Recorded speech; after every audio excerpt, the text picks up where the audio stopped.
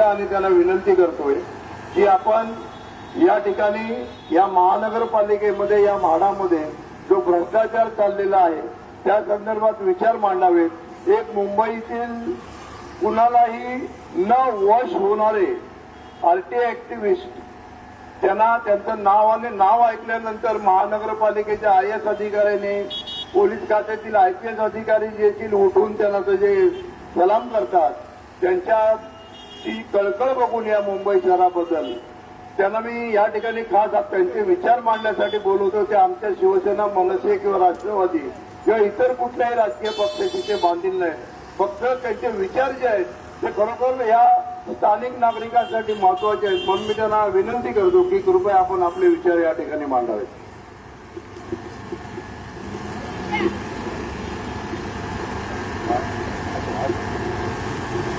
नमस्कार मित्रांनो, पहिल्या प्रथम मी परत सांगू इच्छितो की मी कुठल्याही पक्षाशी बांधील नाही आहे। माझं बांधिलकी फक्त मुंबई, महाराष्ट्र आणि भारत या गोष्टीशीच माझी बांधिलकी आहे। मी कुठल्या व्यक्तीला बांधील नाही, कुठल्या पार्टीला बांधील नाही, कुठल्या लीडरला बांधील नाही। परंतु मला राजू खोडकर हे माझे लहानपणापासूनचे मित्र आहेत आणि त्यांनी मुंबईबद्दल बोलण्यास सांगितलं म्हणून मी आपल्याकडे आलो आहे। माझं पॉलिटिकल इंटरेस्ट ह्याच्यामध्ये बिलकुल नाहीये। पहिल्या प्रथम या मुंबईला स्मार्ट मीटर्सनी मारून टाकलेलं आहे।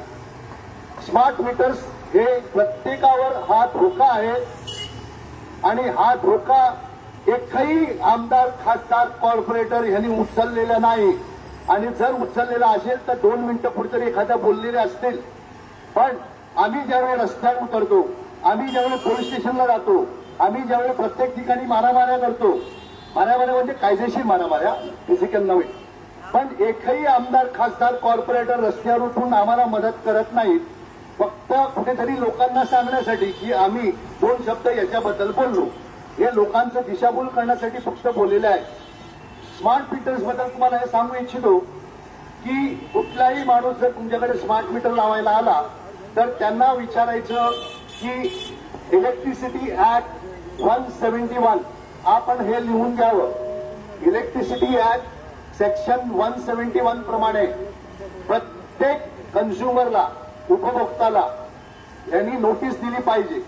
परंतु BST, टाटा, अडानी, टॉरेंट, MBCDL हे कुठलंही नोटीस कायदेशीर न देता आपली दिशाभूल करतात। ते आपल्याला जबरदस्तीने सांगतात की तुमच्यावर आम्ही FIR करू, पोलिसांना बोलवतात, आम्ही तुमचं डिस्कनेक्शन करू, आम्ही असं करू, तसं करू। आपल्याला सांगू इच्छितो की यांच्या बापात सुद्धा हिंमत नाहीये, यांच्यात ताकदच नाहीये। तुम्ही तुमच्या मीटर बॉक्सला ताळा लावा किंवा जर 112 किंवा 100 नंबरला फोन करा आणि पोलिसांना बोलवा। हे कुत्र्यासारखे पळून जाणार, कुत्र्यासारखे रस्त्यावरचे कुत्रे असतात ना, अशा कुत्र्यासारखे पळून जाणारे हे लावायला येतात, ते बेकायदेशीर आहेत। तसंच इलेक्ट्रिसिटी ऍक्ट प्रमाणे ज्यावेळी मीटर लावलं जातं त्यावेळेला तो BSTचा किंवा टाटाचा किंवा जो कोण असेल तो इंजिनियर तिथे असलं पाहिजे, तो इंजिनियर तिथे असलं पाहिजे, तो इंजिनियर तिथे उभा असला पाहिजे आणि त्याचे ऑफिशियल रिप्रेझेंटेटिव्ह दिसले असले पाहिजे। परंतु मी आता भायखळा पोलीस स्टेशनला वगैरे कंप्लेंट केली आहे की हे BSTचे जे ऑफिसर्स आहेत हे चुकीचे दस्तावेज तयार करून सह्या केलेले कागद रस्त्यावरचे जे कामगार आहेत की त्यांना कोणी पकडलं तर काय करू शकत नाही, अशा कामगारांच्या हातात थप्पी दिली जाते आणि त्याच्याबद्दल मी जनरल मॅन्युअल एवढी आता FIR रजिस्टर करतोय। आपणही या महाराष्ट्रातल्या, या मुंबईतल्या कुठल्याही माणसाला स्मार्ट मीटर्स बद्दल, त्यांच्या स्मार्ट मीटर्स जर लावलेले असतील तरी, लावायचे असतील तरी त्यांच्या विरुद्ध FIR करण्यावर, त्यांच्या विरुद्ध लढायला आम्ही पेटिशन ग्रुप नावाचा माझा NGO आहे आणि तो NGO तुमच्याशी कुठल्याही परिस्थितीत मदत करायला तयार आहे। पण आपण लढलात नाही तर मी काहीच करू शकणार नाही। आपल्याला लढायला लागेल, पण सर्व सामुग्री, कायद्याची तरतुद्या हे सर्व आम्ही तुम्हाला देऊ। त्यामुळे स्मार्ट मीटर्स हा आमचा दुश्मन आहे। महाराष्ट्रातल्या प्रत्येक माणसाने या स्मार्ट मीटर्सचा निषेध करावा आणि लावलं असेल तरी मी परत यासाठी सांगतोय की जरी स्मार्ट मीटर्स लावलेला असेल तरी ते तुम्ही काढू शकता, कारण ते कायदेशीर लावलेलं नाहीये आणि त्यासाठी आम्ही तुम्हाला मदत करू, याबद्दल मी तुम्हाला आश्वासन देतो. दुसरी गोष्ट अशी आहे की आज आमच्याकडे रस्ता नाहीये, आमच्याकडे वॉटर पाणी नाहीये, आमच्याकडे गटर्स नाहीयेत. आम्ही असे बिल्डिंगी बांधायला देतो. जरा वर दाखवा. हो, असे बिल्डिंगी बांधण्यात दाखवतो. या बिल्डिंगीला टाउन प्लॅनिंग म्हणतात. टाउन प्लॅनिंगचे सेक्शन्स असतात. त्या टाउन प्लॅनिंग मध्ये एफएसआय दिसतो. एफएसआय म्हणजे किती, एका 100 फुटाच्या प्लॉटवर तुम्ही 150 फूट बांधू शकता, 200 फूट बांधू शकता, 300 फूट बांधू शकता, असं त्याला म्हणतात एफएसआय. तो एफएसआय ह्या लोकांनी धाब्यावरच धरलेला आहे. मनाला आलं बांधा 25 माळ्याची बिल्डिंग, 100 माळ्याची बिल्डिंग, 80 माळ्याची बिल्डिंग. अरे तुमच्या बापाने ठेवलाय का इथे रस्ता? अरे तुमच्या बापाने ठेवलाय का पाणी? पोलीस स्टेशन कुठे आहे? फायर ब्रिगेड कुठे आहे? हा, हे कुठलाही विचार न करता बिल्डरच्या हातात खेळणी झालेली आहेत आमचे हे आमदार, आमचे खासदार, आमचे कॉर्पोरेटर. हे त्यांचं काम आहे लढणं, माझं काम नाही. परंतु हे आजचे जे आमचे आमदार, खासदार, कॉर्पोरेटर आहेत, हे सर्व नालायक आहेत. हे सर्व नालायक असल्यामुळे आज मुंबईची ही अवदशा झालेली आहे. आणि आपण सर्व नागरिकांनी अशा नालायक आमदार, खासदार, कॉर्पोरेटरच्या विरुद्ध एफआयआर सुद्धा करावा. आणि त्यासाठी सुद्धा मी आपल्याला मदत करीन. कारण ही कीड आहे की जे आमदार, खासदार, कॉर्पोरेटर हे आमचा विश्वासघात करतात व त्यांचं कामाचं ते उल्लंघन करतात आणि मुंबई, महाराष्ट्राचा सत्यानाश करतात. असे हे लोक विद्रोही आहेत. हे फक्त कामचोर नव्हे, पण हे विद्रोही आहेत. आणि अशा लोकांना एफआयआर करणं आमचं कर्तव्य आहे. तसेच आता तुम्ही पाहताय की प्रत्येक ठिकाणी रस्ता खोदला जातो. अहो, रस्ता खोदायचा तुमच्या बापाचा माल आहे का? अहो, चांगले चांगले रस्ते, हा आमचा इथे नवरोजी हिल रोड नंबर 5 आहे. हा इथे नवरोजी हिल रोड नंबर 5 आहे. तो अतिशय छान रस्ता, अतिशय छान रस्ता, तोही तोडला जातो. आमचा सामंतबाई नानजी मार्ग आहे, तोही छान रस्ता आहे. तो का म्हणे तो कॉन्क्रीट करतो. अहो, कॉन्क्रीट करणं तुमचा का हक्क आहे का? चांगल्या रस्त्याला वाट लावायची हे ठरवलेलं आहे, पैसे खर्च करायचे. आज आमच्या डोंगरी आणि भायखळा विभागात, भायखळ्याला तिथे ब्रिज चालू आहे, हँकॉक ब्रिज अर्धवट आहे. त्या हँकॉकचे अर्धवट ब्रिज संपूर्णपणे बांधण्यासाठी आमचे हे जे राजकीय पक्ष आहेत किंवा आमदार, खासदार, कॉर्पोरेटर आहेत, आमदार, खासदार, कॉर्पोरेटर आहेत, यांनी हँकॉक ब्रिज का नाही बनवलं? का गेल्या 10 वर्षात तुम्ही बघू शकले नाही? आणि का तुम्ही नवीन नवीन रस्ते खोदताय? अहो, 4,500 कोटी तुम्ही रस्ता तोडायला लावताय. तुम्हाला सांगू इच्छितो की 1991 पासून हे रस्ते तोडायला घेतलेले आहेत कॉन्क्रीटला. आज 35 वर्ष झाले 4,000 किलोमीटर तोडत नाही. म्हणजे तुम्ही कुठेतरी या रस्त्यात घोळ घालताय, पैसे खाताय किंवा त्याची वाट लावताय, हेच सिद्ध होतं. आणि हे आपल्या प्रत्येकांना कळलं पाहिजे की हे रोडचं कॉन्क्रिटिंग करणं हा आमच्यावर धोका आहे. असं सांगितलं जातं की रोडचा कॉन्क्रिटिंग हे आपल्यासाठी केलेलं नाहीये. हे मुख्यतः हे जे केबल घालणारे जे मोठे मोठे पुंजीपती आहेत, यांचं केबल घालण्यासाठी, सोपं करण्यासाठी हे कॉन्क्रिटिंग केलं जातं. आणि हे आपण विचारावं आपल्या आमदार, खासदार, कॉर्पोरेटरना की आपण गप्प का बसले आहात? यांच्याकडे 1 लाख रुपये पर स्क्वेअर मीटर किलोमीटरचे पैसे 1,000 रुपये केलेले आहेत. 1 लाखाचे 1,000 केलेले आहेत आणि तुमचं टॅक्स वाढवलं जातं. असे नालायक आमदार, खासदार, कॉर्पोरेटर जर असतील तर तुमचं काय खरं नाही. आणि यासाठी आपल्याला रस्त्यावर उतरून त्यांना प्रश्न विचारावा हेच माझी विनंती आहे. रस्त्यावर जे हॉकर्स आहेत, हॉकर्स बद्दल रस्ता आणि फुटपाथ ही प्रत्येक आमदार, खासदारांना आणि कॉर्पोरेटरना विचारतो. अहो, तुम्हाला माहिती आहे का रस्ता आणि फुटपाथ कशासाठी असते? हे तुम्हाला माहिती आहे का? जर तुम्हाला माहिती नसेल तर तुम्हाला मत का द्यावं आम्ही?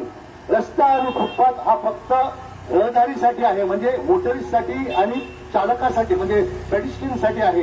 पण आमचे नालायक आमदार, खासदार, कॉर्पोरेटर इथे स्टॉल्स बांधू देतात, इथे रस्त्यावर स्ट्रक्चर्स बांधू देतात. मग तुम्ही तुमचे जर कायद्याचे उल्लंघन करून जर करत असाल, कायदा कोणी बनवला आहे? याच आमदार, खासदार, कॉर्पोरेटरने कायदे बनवलेले आहेत आणि हेच आमदार, खासदार, कॉर्पोरेटर आपल्या कायद्याचे उल्लंघन करतात. मग अशा आमदार, खासदार, कॉर्पोरेटरना मतं द्यायचे आहे तुम्ही ठरवा. त्याच्यानंतर ओपन स्पेस, आपण 50-100 माळ्याची बिल्डिंग देता खरे, पण आमची पोरं कुठे खेळणार? पोरांना खेळायला एक तरी जागा आहे का? या ब्रिटिशर्स जे आम्हाला लुटायला आलेले आहेत, यांनी सुद्धा प्रत्येक वॉर्डमध्ये शाळा, कॉलेज, हॉस्पिटल्स आणि प्लेग्राऊंड, गार्डन्स केलेले आहेत. पण आमचे आमदार, खासदार, कॉर्पोरेटर गेल्या 50 वर्षात किंवा 60 वर्षात या लोकांनी आमच्या एरियात एकही गार्डन नाही ओपन केलाय, एकही शाळा नाही केलाय, एकही कॉलेज नाही केलाय, एकही प्लेग्राऊंड नाही केलाय, एकही हॉस्पिटल नाही केलंय. हो, मग तुम्हाला आम्ही मतं का द्यावे? तुम्हाला जर मतं द्यायची असतील तर तुम्ही आम्हाला शाळा, कॉलेज, हॉस्पिटल्स द्या. तुम्ही शाळा, कॉलेज, हॉस्पिटल्सचं नाव न घेता तुम्ही काय करताय? तुम्ही फक्त आम्हाला बिल्डिंगवर बिल्डिंग बांधायचे स्वप्न दाखवतात. ज्या आमदार, खासदार, कॉर्पोरेटरला फक्त FSI हाच डेव्हलपमेंट समजतं आणि ज्याला शाळा, कॉलेज, हॉस्पिटल हे डेव्हलपमेंट समजत नाही त्याला मतं आपण देऊ नये.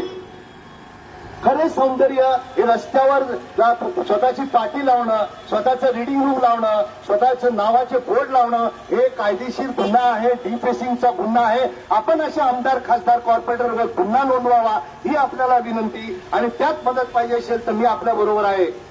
खरं माणसांचं या मुंबईचं आणि महाराष्ट्राचं जे सौंदर्य आहे ते शिक्षणात आहे. आपलं प्रेम चांगलं करणं, शरीरात आहे, आपलं शरीर चांगलं करणं. पण हेच नालायक आमदार, खासदार, कॉर्पोरेटर तुम्हाला शिक्षण देणार नाहीत, तुम्हाला आरोग्य देणार नाहीत, तुम्हाला मेडिकल सर्व्हिस देणार नाहीत आणि म्हणणार आम्ही तुमच्यासाठी आहोत.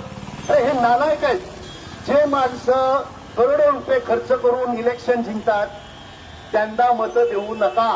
जो खरोखर रस्त्यावर उतरतो, तुमची मदत करतो अशांनाच आपण वोट द्यावं. आणि ज्यांचे आई, वडील, बाबा, काका, मामा, मामी हे ज्यांना सीट दिलेले आहेत त्यांना आपण मतं देऊ नये. कारण हे बापाची मान नाही आहे. मुंबई हे सर्वांचं आहे. आपल्या बापाला दिला, आपल्या मुलाला दिला, बहिणीला दिला, बिलकुल द्यायचा नाही. घराणेशाही चालणार नाही. आपण घराणेशाहीच्या विरुद्ध पहिल्यापासून आहोत आणि आजही आहोत. पण आज प्रत्येक माणूस घराणेशाहीसाठीच आहे. त्यामुळे आपण लक्षात ठेवा, ज्याचे घराणेशाही आहे त्याला बिलकुल मतं द्यायचं नाही. आता शेवटचं पार्किंग बद्दल बोलतो सर, की आपल्या एरियात पार्किंगच नाही आहेत. मोठ्या मोठ्या बिल्डिंगी बांधतात. आमच्या आमदार, खासदार, कॉर्पोरेटर जे कायदा बनवतात त्यांना एवढी अक्कल नाही आहे की या बिल्डिंगमध्ये पार्किंग किती दिलेलं आहे. त्यांच्या कायद्यात असं आहे की 450 फुटाच्या खाली जे घरं बांधली आहेत त्यांना पार्किंग नको. अरे आज झोपडपट्टीतल्या माणसाकडे कार आहे आणि इथे जो 450 फुटाचा घर घेतो तो 2 कोटीचा मालक आहे, त्याच्याकडे गाडी नसणार का? मग ह्या पार्किंग बद्दल विचार करणं हे कोणाचं काम आहे? आज आम्ही BMC मध्ये जातो, पोलीस स्टेशनला जातो, आम्हाला सांगितलं जातं गाडी बाहेर ठेवा. अरे नालायकानो, तुम्ही आमचे नोकर आहात. मालकांना पार्किंग नाहीये आणि नोकर कसे आत पार्किंग ठेवतात? मंत्रालयामध्ये मिनिस्टरला पार्किंग असते, मंत्रालयामध्ये आमदार, खासदारांना पार्किंग असते. अरे तुम्ही आमचे नोकर असून तुम्हाला पार्किंग आहे, मग आम्ही मालक असून आम्हाला पार्किंग का नाही? प्रत्येक पब्लिक अथॉरिटीच्या ऑफिसमध्ये आमच्या सिटीजन्सला पार्किंग पाहिजे. आमदार, खासदार, कॉर्पोरेटर्स आणि IAS IPSनी त्यांनी बाहेर काढावा. कारण हे तुम्ही नालायक असल्यामुळे, तुमचं प्लॅनिंग नसल्यामुळे ही तुमची चुकी आहे आणि त्याचा मोबदला तुम्ही आमच्याकडून घेऊ नये. तर मित्रांनो, मी आपल्याला मुंबईला काय पाहिजे याच्याबद्दल सांगितलेलं आहे. मी कुठल्याही पक्षाशी बांधील नाही. आणि आता हेही सांगतो की आमच्या इथे नो एंट्रीचे एकही बोर्ड नाही आहेत. बघा, ही वन वे नो एंट्री आहे, ही नो एंट्री आहे, पण तिथे बोर्ड नाहीये. असे ह्या कित्येक गोष्टी, बारीक बारीक गोष्टी जर आमचे आमदार, खासदार, कॉर्पोरेटर इलेक्शनला उभे असतात किंवा आता जे इलेक्शनला उभे आहेत त्यांच्या हे जर लक्षात येत नसतील ते तुमची काय सेवा करणार? तर ट्रॅफिक आज तुम्ही पाहिलं की अख्खा म्हणजे पासगावच्या सेंट पीटर शाळापासून, म्हातार पाकडीपासून ते 2 टाकीपर्यंत ट्रॅफिक जाम असतं. हा बघा, हा रस्ता बघा, कंटिन्युअस जाम असतो. इथे येणं जाणं फार कठीण असतं. आपण कर्नाट बंदरपासून भेंडी बाजारपर्यंत जाम असतं. पण आमच्या आमदार, खासदार, कॉर्पोरेटरला कळत नाही. कारण हे राजेशाही लोक आहेत. हे आले का पोलीस त्यांना बाजूला सर्व गाड्या करून देतात, त्यांना पायटीत जाहीर देतात. तर त्यामुळे यापुढे आमदार, खासदार, कॉर्पोरेटरना गाडी द्यायचं बंद करा. त्यांनी ट्रेनमध्ये फिरलं पाहिजे, त्यांनी बसमध्ये फिरलं पाहिजे, त्यांनी त्यांच्या मुलांना म्युन्सिपाल्टीच्या शाळेत घातलं पाहिजे, त्यांचं ऑपरेशन म्युन्सिपाल्टीच्या हॉस्पिटलमध्ये झालं पाहिजे. हे आमच्या पैशावर अमेरिकेत जाऊन ऑपरेशन करणार, आमच्या पैशावर मोठ्या मोठ्या हॉस्पिटलमध्ये जाऊन ऑपरेशन करणार. अरे तुम्ही सेवा करायला आलात की आम्हाला लुटायला आलात? हो, तुम्ही सेवा करायला आलात, पगार घेता, तुम्ही पेन्शन घेता, मजा मारता, तुम्हाला गाडी घोडा पाहिजे आणि सर्वसाधारण माणसाला साधी ट्रेन देता येत नसेल. आमच्या पीएचडीची वाट लावलेली आहे तुम्ही, पीएचडी विकायला काढलेली आहे तुम्ही, पीएचडीचा प्लॉट जे आहे डिपो विकून काढला तुम्ही. अरे तुमचं डोकं कुठे आहे? तुम्ही इथे जर तुमची लायकी नसेल, तुम्हाला हे जर समजत नसेल तर तुम्ही इलेक्शनला उभं राहू नये, किंवा जर असाल तर रिझाईन करून तुम्ही घरी जा. जर तुम्ही तुमच्या स्वतःची प्रॉपर्टी विकता का हो? अरे कालपर्यंत म्हणजे तुम्ही इलेक्शनला येईपर्यंत चाळीत राहणारे हे आज तुम्ही अब्जोपती झालेले आहेत, शेकडोपती झाले, शेकडो करोड झालेले आहेत. तुमची प्रॉपर्टी विका हो. आमची प्रॉपर्टी, बीएसटीची प्रॉपर्टी विकता, बीएमसीची प्रॉपर्टी विकता. लाज नाही वाटत का तुम्हाला आमदार, खासदार, कॉर्पोरेटरना? तुम्हाला जमत नसेल तर मोकळे व्हा, रिझाईन करा आणि जा. आम्ही सिटीजन्स, आम्ही बघू काय करायचं याच्यात. आम्हाला अशा नालायक आमदार खासदारांची गरज नाही. आणि दोस्तो, मित्रांनो, जर तुम्ही आज जागे झाले नाहीत तर पुढच्या 5 वर्षात इलेक्शन होणार नाही. सर्व म्हणतील अरे तू इथे लढ, तू इथे लढ, आणि अनअपोज सर्व बाहेर येतील. तुमचं मत गेलं. त्यामुळे आज उतरा आणि योग्य त्या कॅन्डिडेटलाच द्या. तुम्ही विचार करा की कुठल्या कॅन्डिडेटला द्यायचंय. मी तुम्हाला सांगू शकत नाही, पण त्याच्याकडे शिक्षण आहे का, त्याला एरियातली माहिती आहे का, त्याला पीएमसी ऍक्ट माहिती आहे का, त्याला पोलीसचं काम माहिती आहे का, हे सर्व विचारा आणि मग मत द्या. जय हिंद, जय महाराष्ट्र. धन्यवाद कमलाकर सर, खूप छान विचार मांडले. आणि एक कुठल्याही पक्षाची बांधील नसलेली व्यक्ती आपल्याला जेव्हा सांगते